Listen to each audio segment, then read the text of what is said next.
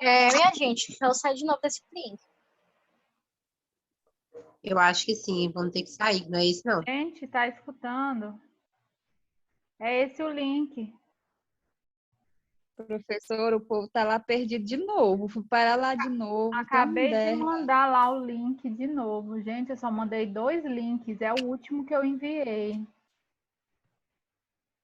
A gente vai no último e para lá nesse perdidão lá. Pois é, mas o pessoal tá aqui, ó. Tem 12 pessoas. Então, o pessoal que não tá conseguindo entrar. Tem mais Professora, uns dois. Eu mesmo estava Oi. perdida no outro. esse link, aquele primeiro link tinha acabado, foi? E iniciou de novo? Porque dá 40... Sempre é assim, tá, gente? Dá 40 E a minutos, gente ele pode entrar pelo mesmo link? pode entrar pelo mesmo link. Dá 40 minutos, Ah, ele tá. corta. Mas aí entra pelo mesmo link, tá? Pode Não, avisar lá. é porque nas outras aulas eu entrava por um link novo que a professora mandava. É por isso que eu tava lá esperando mandar. Eu não sabia. Às vezes dá, para não ter o problema aí que a colega ficou com, às vezes a gente manda 2 links, que é o da primeira e da segunda aula, tá? Mas aí dá para entrar aqui pelo mesmo link. Avisa para o pessoal aí, eu coloquei lá no grupo. Deixa eu ver se mais gente entra, só tem 14 pessoas. É porque tem uns 10 lá perdidos esperando a senhora falar. Mas eu acabei de responder, né? Já respondi lá qual é o link que entra. Esse mesmo que a gente estava. Não usava nem sei se tem saída, é porque cai, né? Aí tem que entrar de novo, porque dá o tempo aí dos 40. E sai automático. Ele cai automático. Ele avisa quando tá dando aí os 10 minutos, aí ele cai automático, né? Aí a gente vai procurar o último link que a senhora mandou e cai nesse outro. Eu não sei nem como é que eu cheguei aqui de novo. Meu Deus, mas tá. Mas vai dar certo, gente. Calma que vai dar certo. Tá, vamos. Tô indo para não chorar, tá todo mundo lá perdido. Não, mas eu mandei o link. Eu acredito que tem 18 pessoas aqui. Tinha umas 20 e pouco, o pessoal tá entrando, né? Porque o link é esse, a não ser que assim, se ninguém tivesse conseguindo entrar, né? Mas não, as pessoas estão aqui, então.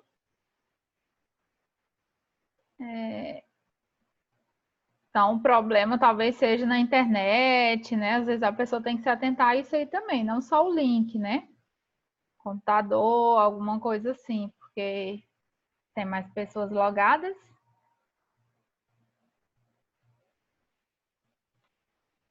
Deixa quieto. Vamos continuar aqui. Deixa eu compartilhar aqui a tela com vocês, enquanto o pessoal vai entrando aí, tá? Tá aparecendo? Ah, não, né? Peraí.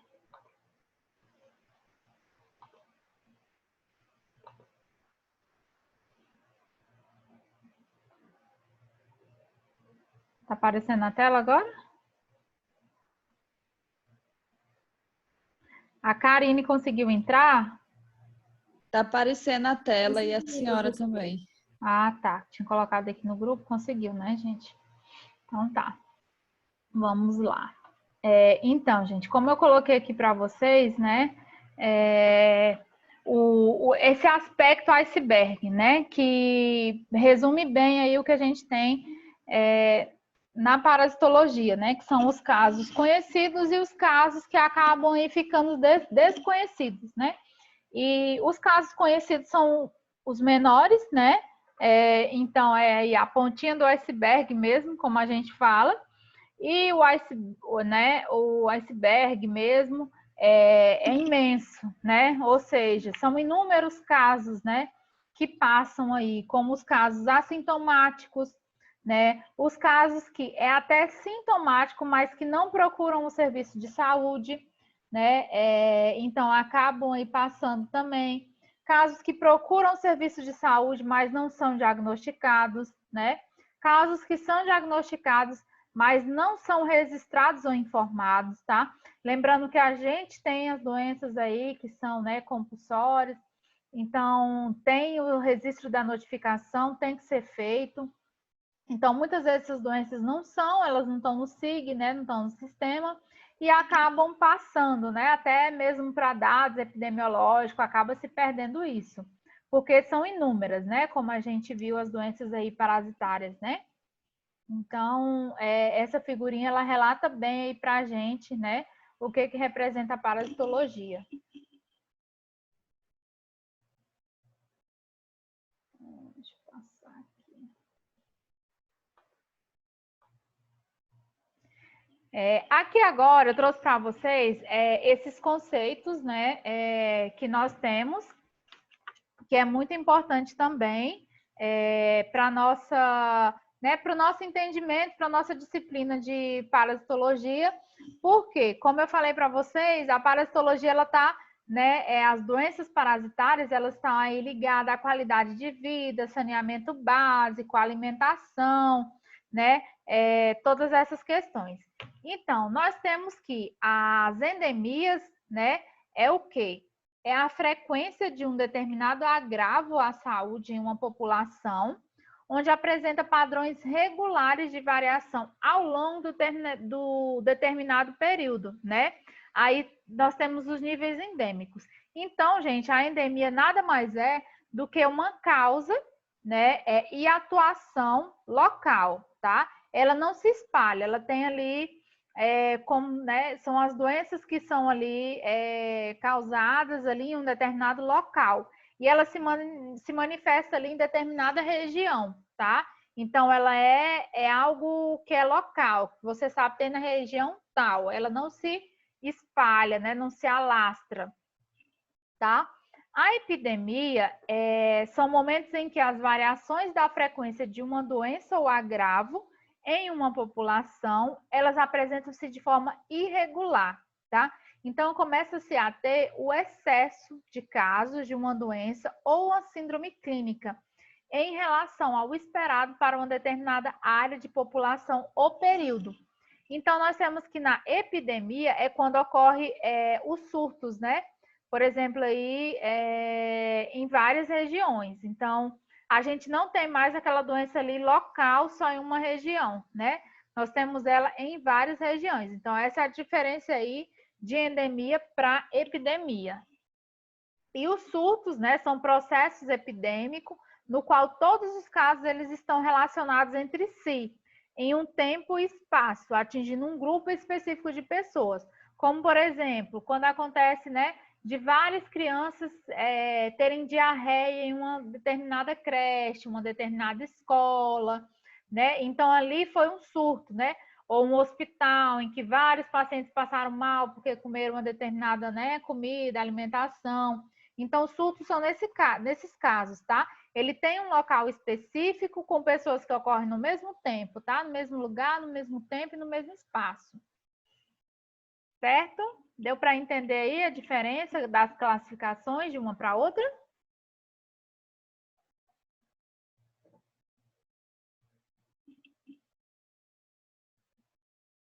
Aí, gente, nós temos aqui, coloquei aqui nesse gráficozinho para vocês, né?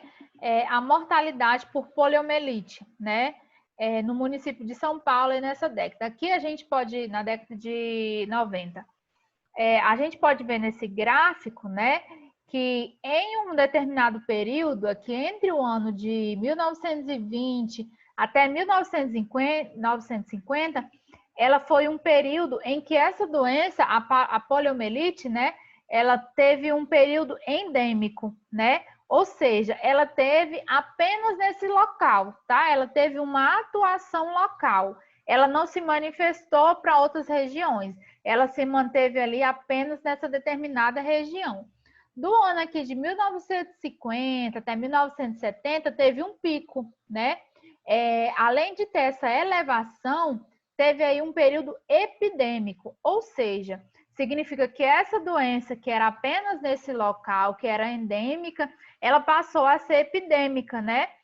Onde ocorreu o quê? Ocorreu vários surtos em várias regiões, então ela se tornou uma doença epidêmica.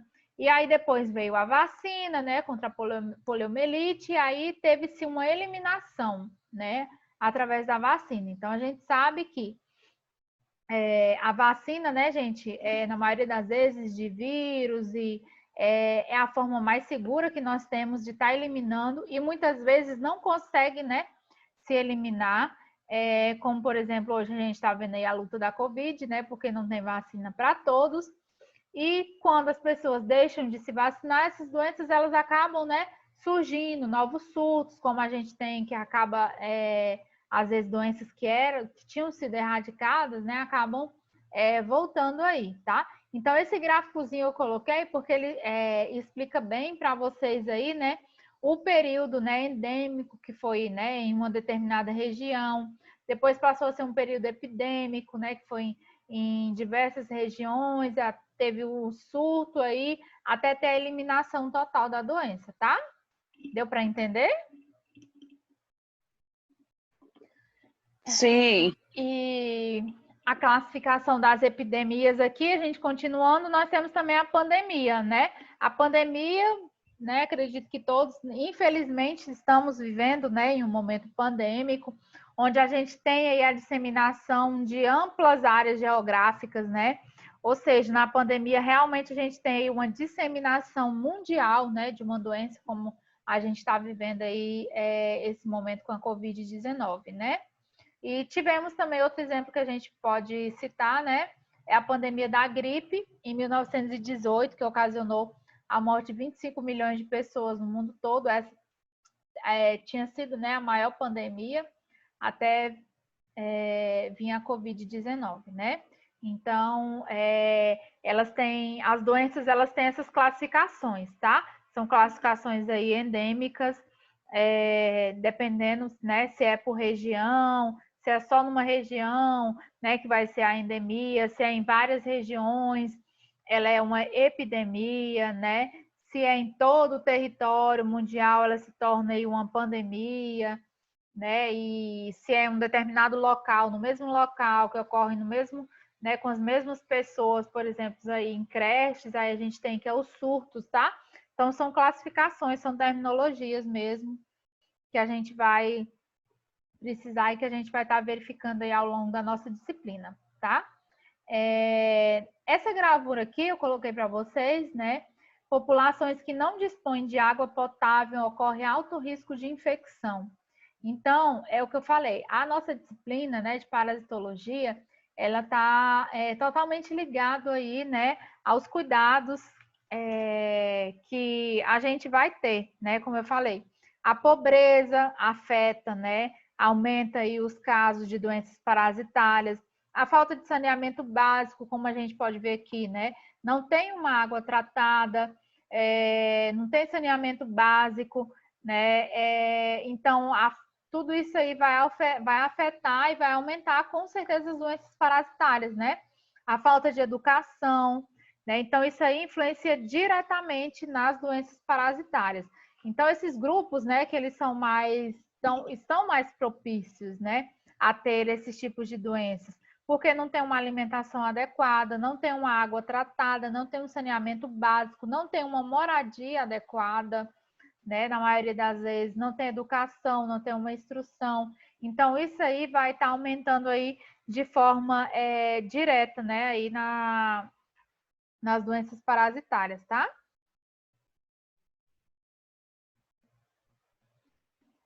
Essa parte aqui dos protozoários, eu vou passar ela para vocês em outra aula, tá? Com as classificações, com todas as classificações dos reinos, grupos, provavelmente vai ser na aula de segunda.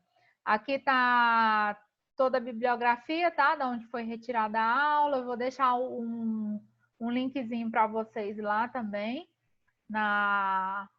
no live, tá? Dúvida, gente, quanto a esse conteúdo, podemos passar para o próximo, que na verdade é uma continuação, né? Desse aqui também, que ainda é a introdução, tá? Deixa eu colocar outra aula aqui para vocês.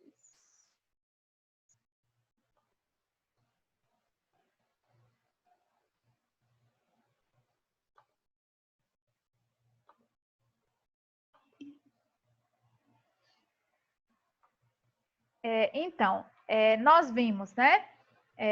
Começamos com os conceitos, né? Conceito, introdução, né? A parasitologia, as terminologias, vimos os tipos de parasitas, né?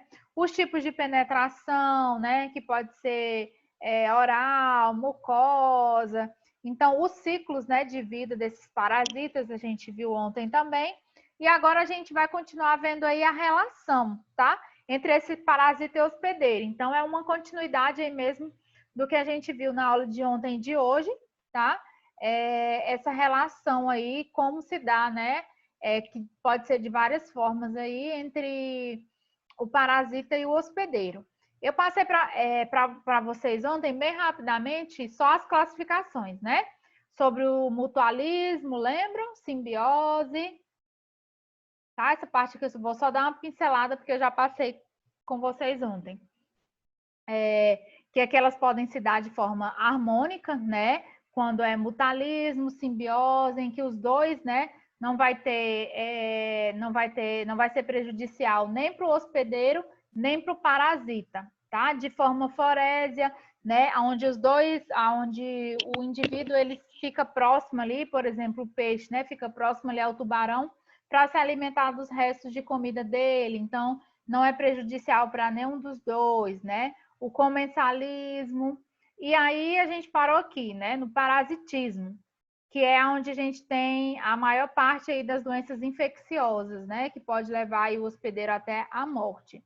Então, no parasitismo, né? Nós temos aí toda essa relação ecológica desenvolvida entre os indivíduos de espécies diferentes, tá? Lembrando que são entre indivíduos de espécies diferentes, em que se observa, além da associação íntima e duradoura, então, né, na maioria das vezes demora, são doenças bem prolongadas, né? Esse parasita, ele tem uma dependência metabólica aí, e aí vai depender, esse grau ele vai ser variável, né? Porque vai depender de organismo para organismo, como que tá, todos aqueles fatores que a gente estudou, né? Como que tá a imunidade, né? Daquele organismo ali, daquele hospedeiro. Então, todos esses fatores aí, eles contam também, tá? Que pode estar aí sendo de forma mais prejudicial para o hospedeiro ou não. Então, vai variar de um nível para outro, dependendo aí de cada organismo. E aí, nós temos que, né? Aqui eu trago já nas doenças parasitárias, de que forma se dá, né? Essa adaptação dos parasitas. Como que eles vão se fixar no hospedeiro, né? Como, por exemplo, no homem. De que forma, né? Então, eles possuem órgãos de fixação, né? Que podem ser ventosas, pode ser cápsulas bucais, dentes, tá? Pode ser através de um aparelho reprodutor, através de membrana, morfologia, aparelho de locomoção. Então, essas são as formas aí de adaptação, tá? Dos parasitas. A forma que ele vai se adaptar aí para poder se fixar, né? Penetrar aí em um hospedeiro para estar conseguindo aí o abrigo e tá, né, retirando dele aí o alimento e tá conseguindo se multiplicar. A especificidade, né, parasitária. Esses parasitas, eles podem ser parasitas obrigatórios ou parasitas facultativos, tá?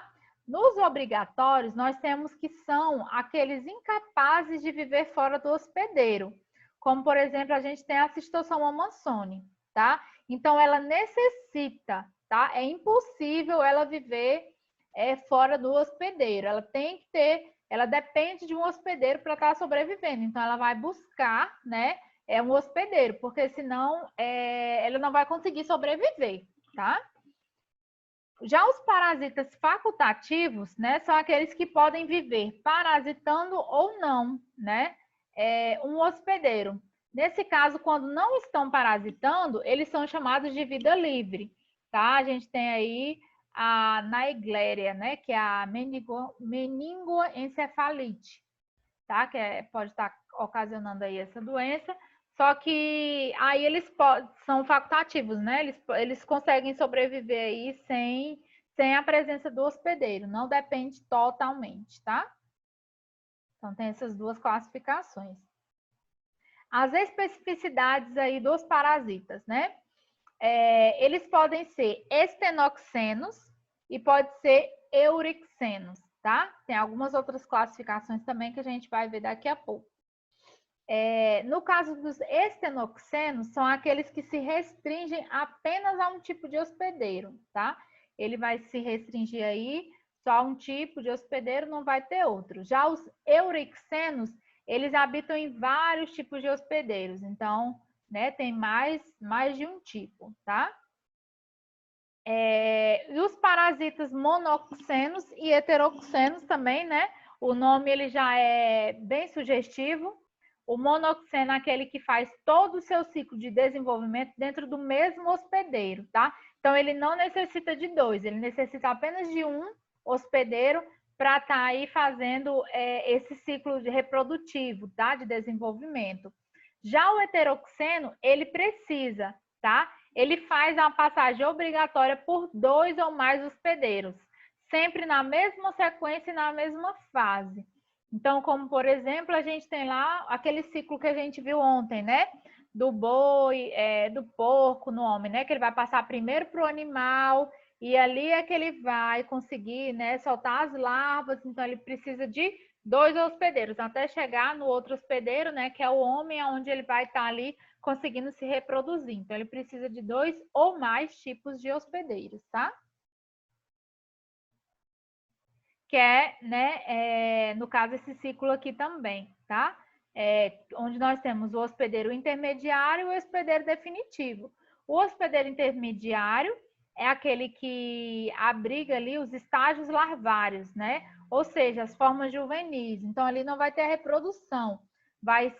Ele vai abrigar apenas esse estágio larvário ali.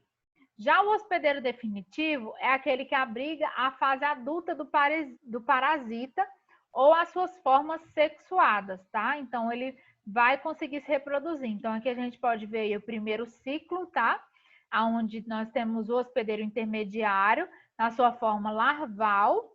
E aqui nós temos o segundo ciclo, onde a gente tem o hospedeiro definitivo, né? Aqui no caso, o homem, onde esse parasita ele vai conseguir, né, adentrar e tá se desenvolvendo, né? Tá se multiplicando, tá se reproduzindo. Certo? Dúvida, gente? Tá muito rápido, pode... Qualquer coisa, perguntem, tá? Um outro ciclo que nós temos é o ciclo biológico, né? Onde nós temos o vetor, e esse vetor ele pode ser classificado aí em vetor mecânico e vetor biológico, tá? O vetor mecânico, ele é um transmissor mecânico, onde o parasita nem sofre modificação e nem se reproduz. Então, a gente tem como exemplo desses parasitas o rato, tá? A barata, o mosquito. Então, eles não sofrem nenhum tipo de modificação aí, tá? Eles ficam, não sofrem a forma sexuada.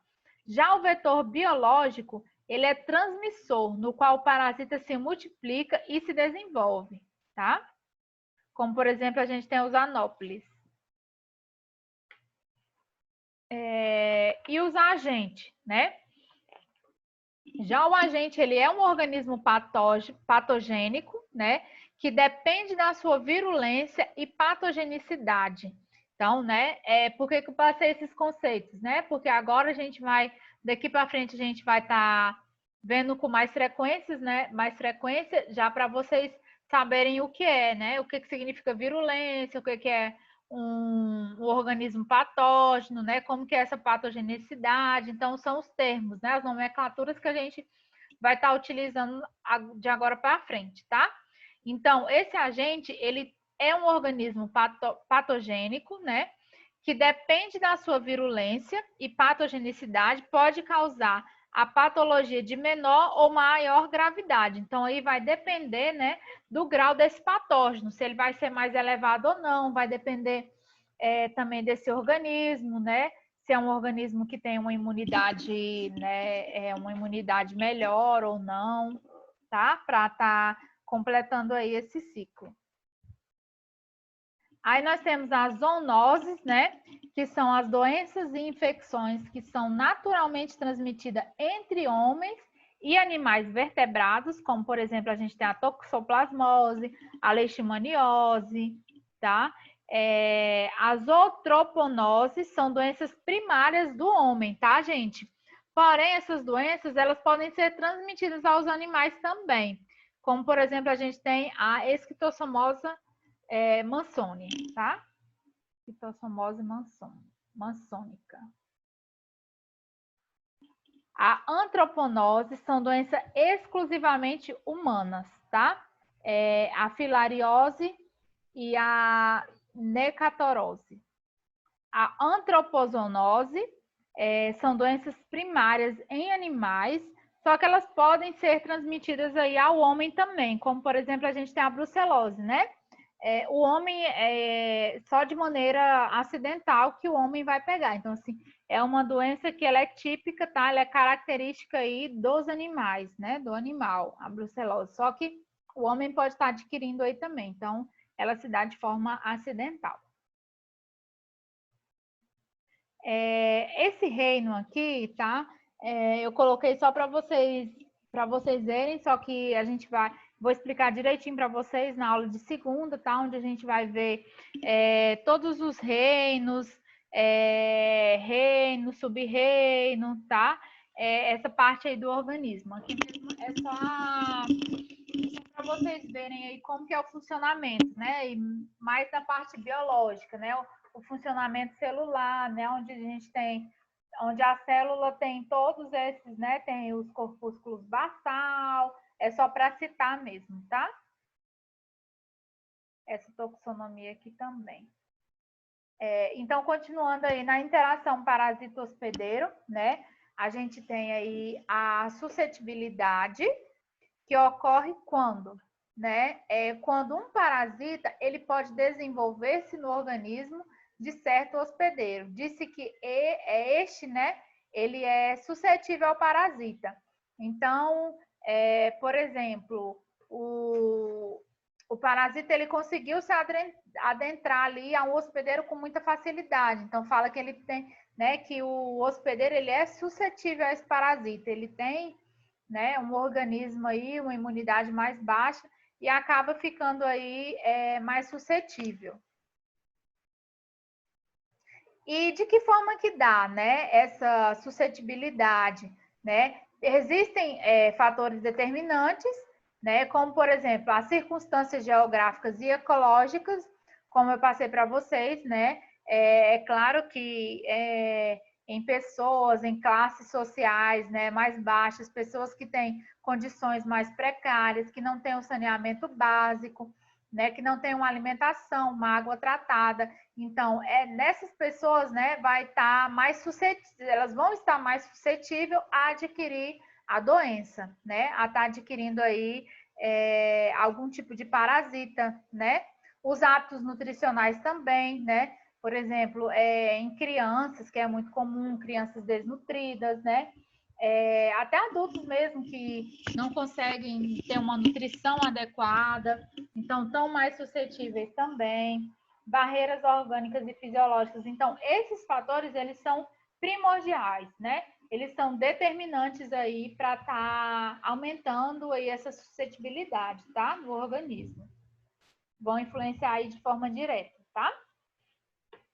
O parasitismo, ele configura sempre um quadro de equilíbrio ecológico, sem o qual ou a espécie hospedeira e seus parasitas seriam eliminados, tá? Então, como eu falei para vocês, na maioria das vezes, essa relação, ela é uma relação harmônica, né? E o hospedeiro, o parasita, ele precisa do hospedeiro para estar sobrevivendo. Então, por isso que na maioria das vezes ela é de forma harmônica. Quando não é, ela acaba gerando aí a doença em graus de patogenicidade, das quais a gente vai estar verificando aí ao longo da disciplina, tá? A resistência, né, é a resposta fisiológica desenvolvida pelo hospedeiro em função de um contato anterior ou atual com as espécies parasitárias, de tal maneira que impede ou limita a implantação do parasita, tá? A sua sobrevivência ou a sua multiplicação exagerada. Então, a resistência é, como a gente já falou, né? É aquilo que o nosso organismo vai adquirir, a imunidade, né? Através dos anticorpos, seja através de uma vacina ou, né, alguns organismos têm. Então, tem uma resistência maior aí e vão estar, né, como se o organismo ele produzisse, né, aí os anticorpos para estar tendo uma maior resistência. Então, ao receber esse organismo, esse patógeno, né, ele não vai conseguir se adentrar aí ao hospedeiro, tá? Gente, o nosso tempo os slides está acabando também, essa aula é bem curtinha, vai ficar faltando só esse slide, esse daqui, acho que dá tempo. Deixa eu terminar só para dar um recadinho antes, tá? Se não der tempo de cair, porque só tem 4 minutos, só para a gente finalizar a aula aqui, eu vou deixar o aviso lá no grupo, tá? O poder do patógeno dos parasitas, né? É muito variável e ele vai depender dos fatores, né? Ou seja, da espécie do parasita, o número de parasitas, as condições de resistência e imunidade do hospedeiro, o estado nutricional do hospedeiro, as localizações, se são atípicas ou não, tá? Então, por isso, novamente, né, eu sempre falo para vocês a importância aí do saneamento básico, né? Porque aí a população que não tem, que tem um saneamento básico precário, que até mesmo não tem, a falta da água tratada, do esgoto, uma alimentação adequada e moradia, vão estar mais suscetíveis a pegar esses patógenos, tá? Gente, é isso. Então, aí eu queria deixar um recadinho para vocês, que a aula está finalizando. Amanhã, no calendário acadêmico de vocês, conta como dia letivo, Mas tá? não tá fazendo barulho estranho. Fecha o áudio, tá, gente? É porque tem áudio aberto. No calendário de vocês, conta como dia letivo, então eu vou estar lançando uma atividade lá no Live, tá? Valendo nota. Fecha o áudio aí, gente, por favor. Obrigada. Eu vou estar lançando uma atividade lá no Live, valendo nota, vai estar disponível, tá? Amanhã. Vou dar um prazozinho para vocês responderem, tá? Não deixe de verificar, aproveite o final de semana, provavelmente até segunda, tá? Que eu vou pedir para vocês estarem postando. E valendo nota, tá? Essa atividade, então não deixem de responder.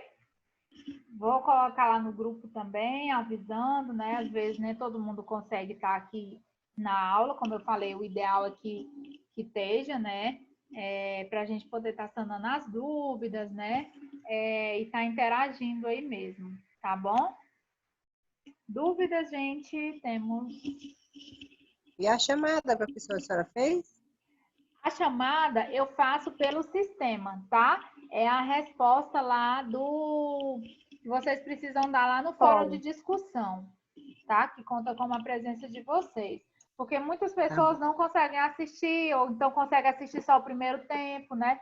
E não conseguem assistir o segundo. Como as aulas ficam gravadas e disponíveis, né, no canal e no sistema também, mas o ideal é que assistam, tá, gente? Pelo menos um tempo da aula, porque é importante, a aula ao vivo é diferente, tá? Aí eu realizo a chamada pelo sistema, tá? Não deixe de responder lá a perguntinha do fórum, como eu coloquei para vocês, né?